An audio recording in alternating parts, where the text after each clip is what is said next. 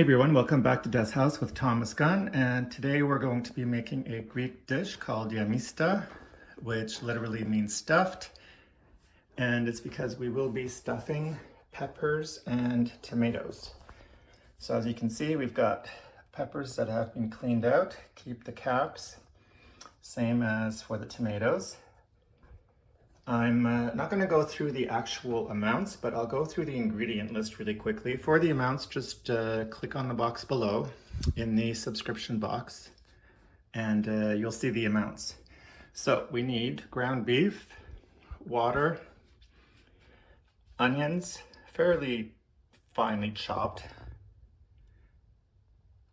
potatoes, arborio rice, leeks, pine nuts, which we've just roasted on the oven, well, on the stovetop actually, in a pan, just a dry pan, a mixture of fresh chopped dill, parsley, and mint, tomatoes, salt, pepper, some butter, some olive oil, currants that have been soaked in water, chicken stock. You could also use vegetable stock, fresh garlic, and a bit of wine, and obviously the peppers and the tomatoes. So there we go, that's it for the ingredient list, and let's get this recipe started. The first step is to get yourself a good sized pot, medium to large size pot, get it on some heat on your stovetop, and we're going to add a little bit of olive oil.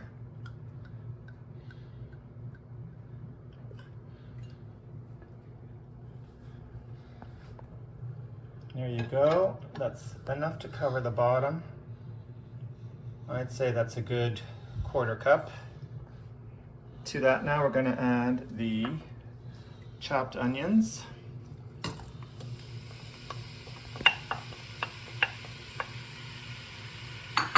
And now the chopped leeks.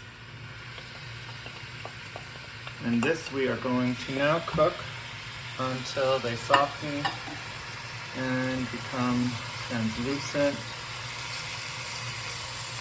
So put your meat down to a medium heat, and then we're going to cook these until they're translucent.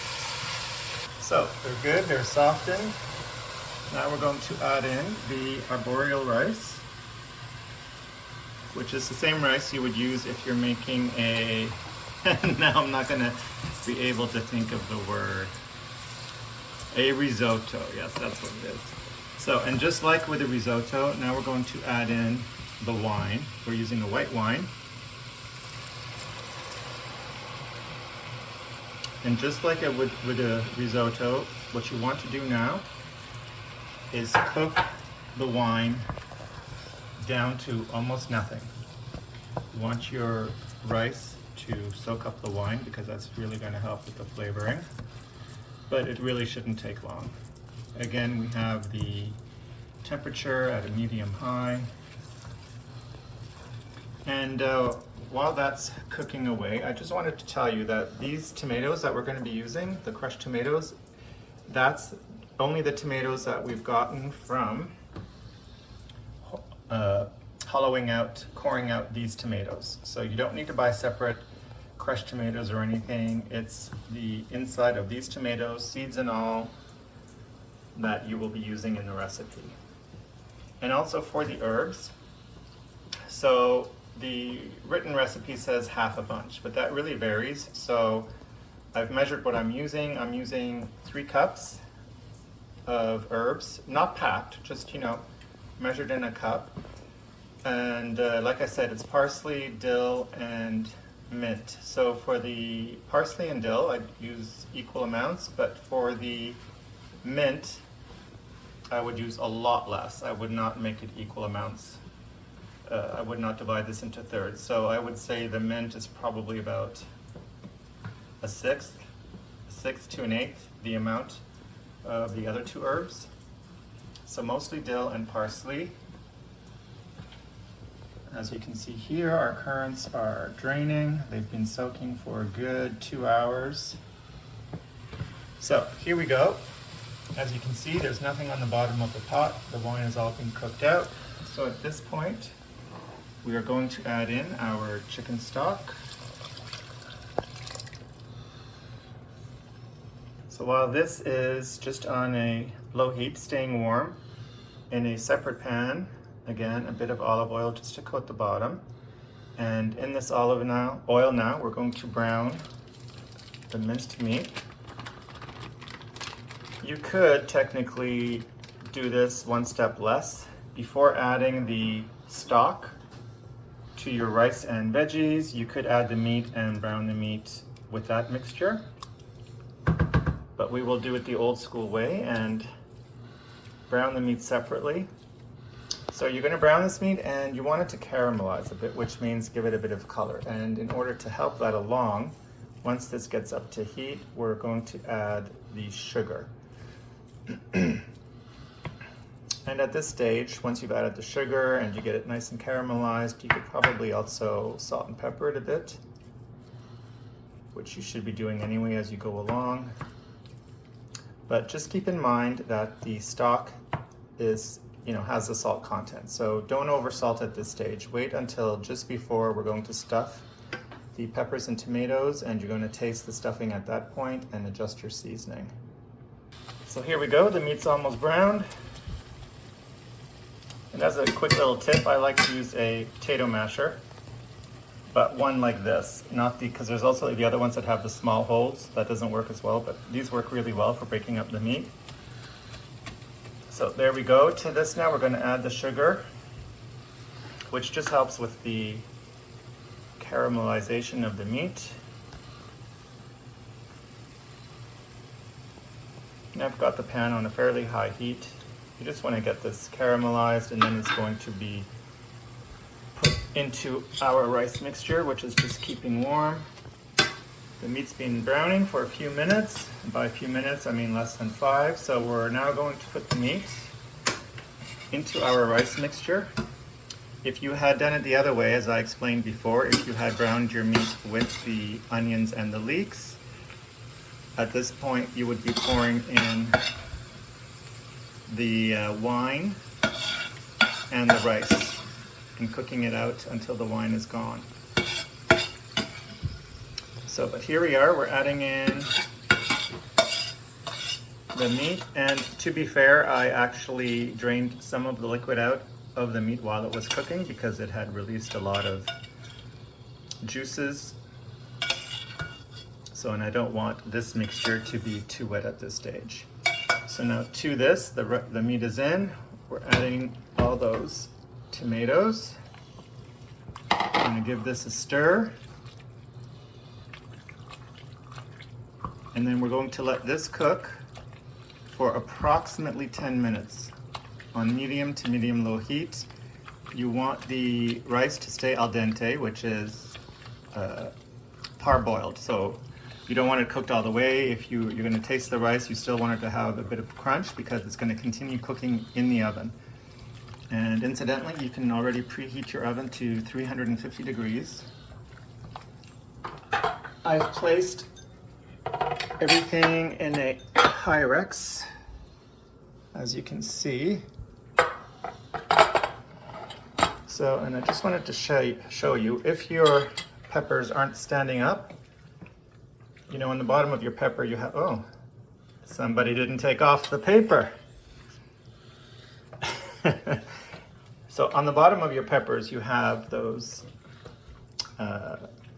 usually 3 or 4 sometimes, bumps. So you can just shave those off slightly with a knife to give it a flat surface, and then it'll stand up nicely.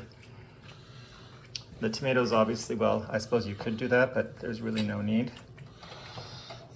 So that's the dish we're using. It fits everything perfectly. So we're just going to let this cook down till it's nice and al dente. Like I said, about 10 minutes. Don't worry if it looks wet. You don't want it dried out because it's going to keep cooking in the oven. So here we go. This has not been cooking for 10 minutes. I would say this has been cooking for maybe 5 minutes. As you can see, there's still liquid that's come up to the top. But if you stir it, it's fairly dry, okay? But you need this liquid because it's going to keep cooking in the oven. So to this now, you can turn off your heat. And to this now we're going to add all the herbs. That's going to give a big punch of flavor.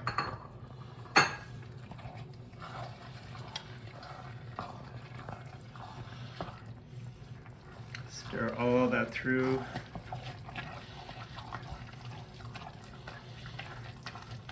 And just before I came back, I did taste the broth that's in the pot, and I adjusted my seasoning. So I added more salt and I added more pepper.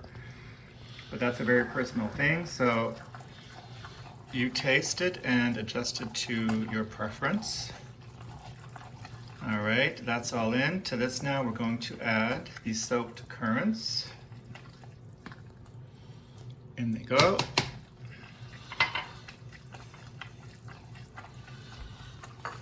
And the toasted pine nuts. So these, like I said, I just toasted them until they had just a hint of color. But stay by your cooktop while you're doing this, because pine nuts, they go quickly. So you don't want them to burn, because quite frankly, they cost as much as gold nowadays. So we're gonna pour that in and give all this a stir. You could taste one more time if you like at this stage, but I'm pretty confident with the seasoning.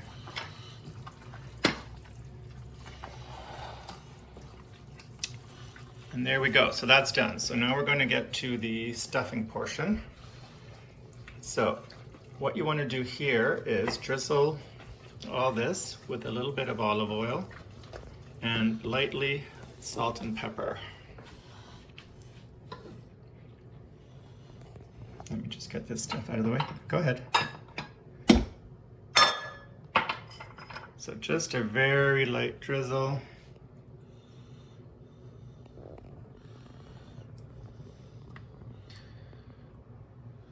There we go. Very light sprinkle with salt. That's good. And a light sprinkle of, I'm using freshly ground pepper. But use what you have on hand.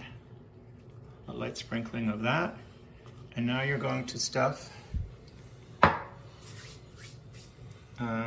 You're going to stuff each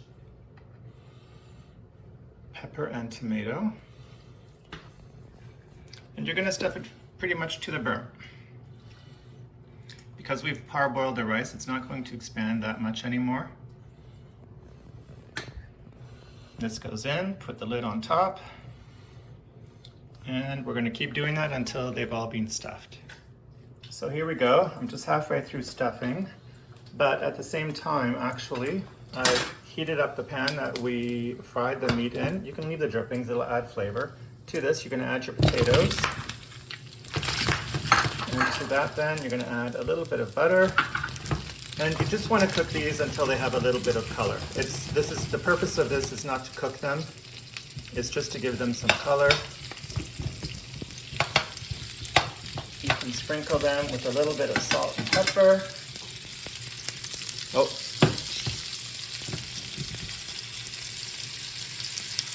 There we go. Because these will be nestled in amongst the peppers and they're going to go into the oven in the dish. So you're just going to let this sit here, give the pan a shake, and then don't move them for a while and let them brown on one side. It'll go quick. So there we go. I've stuffed everything, and put a little extra in because it'll settle as it cooks and bakes in the oven. And if you have extra stuffing, just do what I did here. Put them in a little Pyrex. You can put this in the oven along with your stuffed peppers, and either people can have extra stuffing or it's a great meal, lunch for the next day. So, move that aside. Potatoes have gotten a bit of color, and now you're just going to nestle it inside the baking dish. So these were those small baby potatoes. I don't know what they're called wherever you might be watching this from. And I've cut them in half. doesn't have to be these potatoes, it can be regular larger potatoes. If that's what you're using, just cut them into wedges. And then you can stand the wedges up in between the peppers and along the side. Wherever the potato will be touching the actual baking dish that you're using, they will get more color as it bakes.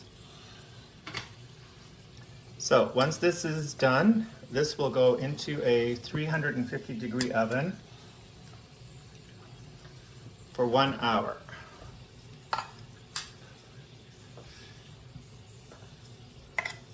Okay, so once we've added this, we're going to add some water.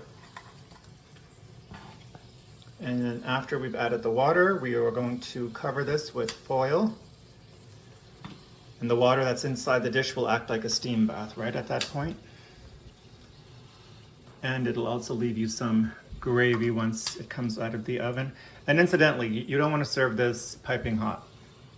Give yourselves a good half hour to let this come to room temperature, and that's how it's usually served. So we're just going to continue nestling that in. Add the water. Again, for quantities, just go to the description box below. I'm sorry, not subscription. The description box below. All the measurements will be there. All right. Doesn't that look beautiful though? It's so colorful. So like I said, 350 middle rack. We're going to add the water to this, cover it with foil, and we'll see you in an hour. I forgot to mention one thing. So yes, it's going to go into the oven for an hour covered, but after the hour, you're going to uncover it and let it cook for another half hour. And after that, I'll be back and we'll have a final look.